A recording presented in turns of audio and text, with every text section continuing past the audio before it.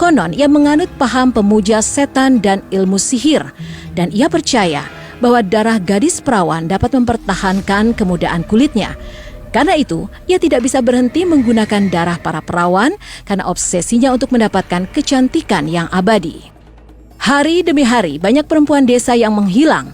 Menurut cerita, tindakan Elizabeth itu mulai tercium oleh penduduk desa, sehingga orang tua tidak memperbolehkan anak perempuannya untuk pergi dan bekerja di Kastil Catchtich. Namun kejadian ini tak membuat Elizabeth diam.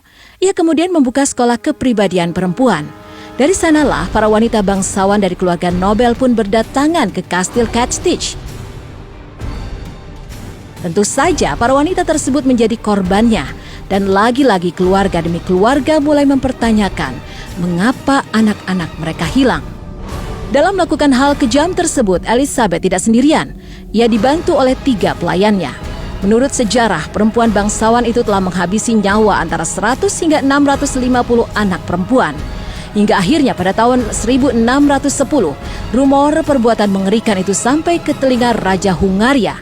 Sang raja pun mengutus seorang tentara dari kerajaan untuk menyelidiki kebenaran rumor tersebut. Kekejian Elizabeth pun berakhir pada Desember 1610. Perempuan bangsawan Bathory itu ditangkap bersama 3 pelayannya. Pada tahun 1611, ketiga pekerjanya dieksekusi dengan sangat keji untuk membayar apa yang telah mereka lakukan. Hukuman mati di lubang api adalah ganjarannya.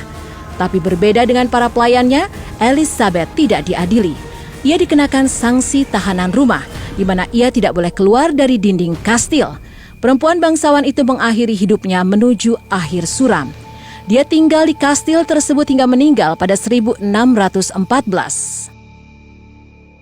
Jenazahnya lalu dikuburkan di tempat kuburan lokal, bukan layaknya kuburan bangsawan saat itu. Kisah Elizabeth Bathory pun dikenal sebagai sejarah kelam di Eropa, khususnya bagi masyarakat Slovakia. Mereka begitu benci dan geram tiap kali mendengar kisah Elizabeth Bathory. Bahkan pemerintah setempat pernah membangun patung Elizabeth Bathory di alun-alun kota untuk mengenangnya. Tapi hal itu ditentang dan dikecam oleh para wanita di sana. Saat ini, Catchtich telah menjadi desa yang makmur. Kastil tersebut kini tinggal reruntuhan. Namun Juni 2014 lalu, kastil itu kembali dibuka setelah 2 tahun direstorasi.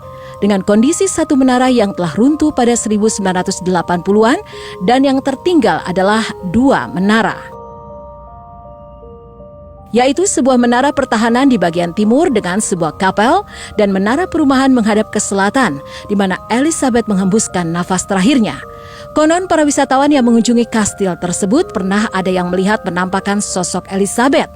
Namun tampilannya sangat menyeramkan karena badannya penuh dengan lumuran darah.